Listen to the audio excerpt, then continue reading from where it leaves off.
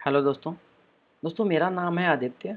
और आज की इस वीडियो में हम ये जानने वाले हैं कि पैडिंग क्या होती है, पैडिंग के क्या यूज है और पैडिंग किस तरह से हम अपने वेब पेज पे अप्लाई कर सकते हैं। तो दोस्तों सबसे पहले मैं आपको ये बता दूं कि किसी भी एलिमेंट के कंटेंट एरिया और उसके बॉर्डर के बीच की जो स्पेस होती है उसको हम पैडिंग बोलते हैं। जैसा कि इस डायग्राम में आपको दिख रहा है, ये ब्लैक कलर के पार्ट में मैंने कंटेंट एरिया बनाया हुआ है और जो रेड कलर में दिख रहा है ये आपका बॉर्डर है। और इनकी बीच की जो सराउंडिंग स्पेस है इसको हम बोलते हैं पैडिंग। तो चलिए एक बार हम टेक्स्ट एडिटर पर जानते हैं कि हम पैडिंग कैसे क्रिएट कर सकते हैं। फ्रेंड्स यहाँ मैंने दो डिप बनाई हुई है, ठीक है। एक पे क्लास बॉक्स 1 दिया हुआ है, एक पे बॉक्स 2 दिया हुआ है। और इनकी कुछ स्टाइलिंग कर रखी है, जैसे कि इसकी विड्थ सेट कर रखी है, बैकग्राउंड सेट कर रखी है, कुछ बॉर्डर दे रखी है। जैसे बॉक्स 1 की 5 पिक्सल रेड में दे रखी है और बॉक्स 2 की ब्लू में दे रखी है। और इनकी कुछ हाइट डिफाइन कर रखी है, ठीक है। तो अभी हमने पेज को बिल्कुल रन किया हुआ है यहाँ, जो देख रहे हैं आप। तो आपको पैडिंग देने के लिए क्या करना है, जैसे कि हम पहले डिप पे देखेंगे। पैडिंग देने के लिए आपको सिंपली लिखना है पैडिंग, ठीक है। ये आप कोई भी वैल्यू दे सकते हो। यहाँ पे आप जितनी भी वैल्यू, जैसे आपको दिखाई पड़ रहा है CM EM, या फिर आप इसको पिक्सल में दे सकते हो, आप इसको परसेंटेज में सेट कर सकते हो। जो भी आप हाइट पे जितनी भी और विड्थ पे आप प्रॉपर्टी सेट करते हो, जैसे REM EM पिक्सल परसेंटेज, वो आप यहाँ भी डिफाइन कर सकते हो। और दोस्तों इसका एक तरीका है, अगर आपने मान लीजिए मैं 30 पिक्सल सेट करता हूँ, ठीक है। तो ये जो अब आपकी वैल्यू होगी 30 पिक्सल, अगर आपने सिर्फ एक वैल्यू दे रखी है तो ये आपकी चारों डायरेक्शन में अप्लाई होगी। यानी कि पैडिंग टॉप में भी, राइट में भी, बॉटम में भी, लेफ्ट में भी, ठीक है।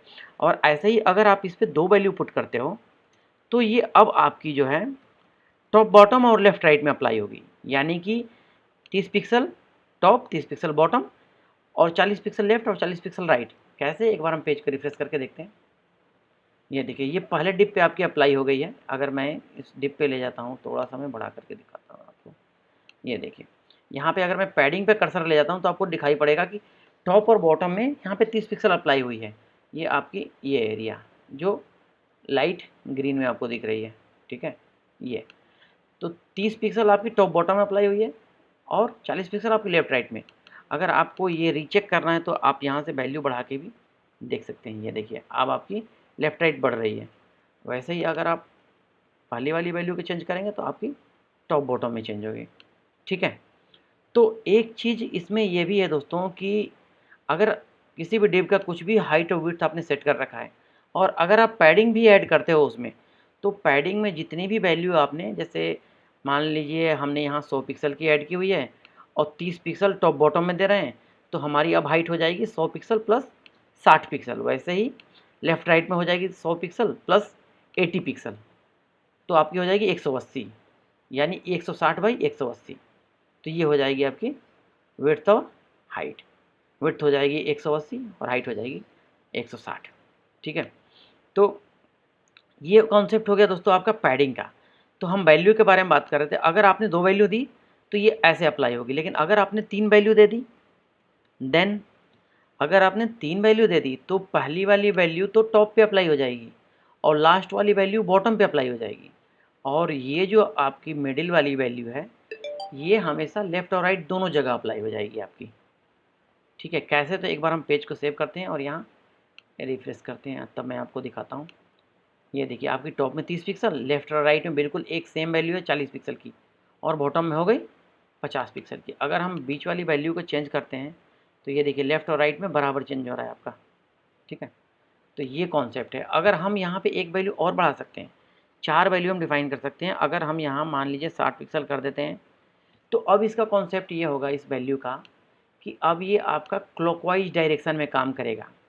क्लॉकवाइज से मतलब ये है कि आपका 30 पिक्सल तो टॉप पे अप्लाई हो जाएगी, 40 पिक्सल राइट पे, 50 पिक्सल बॉटम पे और 60 पिक्सल आपकी लेफ़्ट पे अप्लाई हो जाएगी, ठीक है।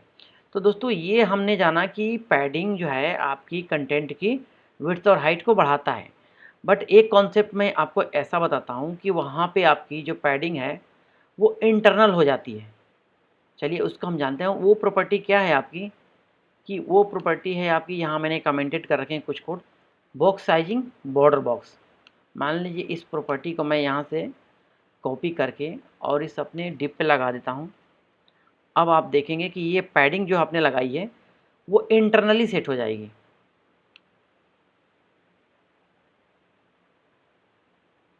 हमारा रिफ़्रेश होने में पेज कुछ टाइम ले रहा है, मे बी कुछ नेटवर्क का इशू है। जैसे एक बार फिर से रिफ़्रेश करते हैं। ये देखिए दोस्तों, अब पेज हमारा रिफ़्रेश हो चुका है। पहला डिव और दूसरा डिव बिल्कुल सेम है, इसकी विड्थ बिल्कुल ही नहीं इंक्रीज हुई, ना ही इसकी हाइट इंक्रीज हुई। अब ये जो पैडिंग फिर भी आपकी लगी हुई है, चलिए वो हम पैडिंग देख लेते हैं। ये देखिए पैडिंग अब आपकी लगी तो हुई है बट विड्थ इंक्रीज नहीं हुआ, ठीक है। तो ये कॉन्सेप्ट है आपके पैडिंग के उसका, कि अगर आप बॉक्स साइजिंग डिफाइन करते हो तो इंटरनली लगती है, अगर आप नहीं डिफाइन करते हो तो फिर ये आपके कंटेंट के विड्थ और हाइट को इंक्रीज करेगा, ठीक है। और दोस्तों इसकी एक शॉर्ट, जैसे यहाँ पे हमने लिखा है पैडिंग, ये आपकी शॉर्ट हैंड प्रॉपर्टी हो गई। आप चाहो तो इसे सिंपली पैडिंग टॉप या फिर राइट या फिर जो भी आप देना चाहो आप ऐसे भी डिफाइन कर सकते हो, ये भी बिल्कुल वैलिड है। ये आपका टॉप का जो सिंटेक्स है ये आपका बोला जाता है इसको शॉर्ट हैंड प्रॉपर्टी। आप टॉप को ऐसे भी सेट कर सकते हो कि 30 पिक्सल आपने टॉप पे दे दिया है और बाकी की वैल्यू को है आपने 0 डिफाइन कर दिया।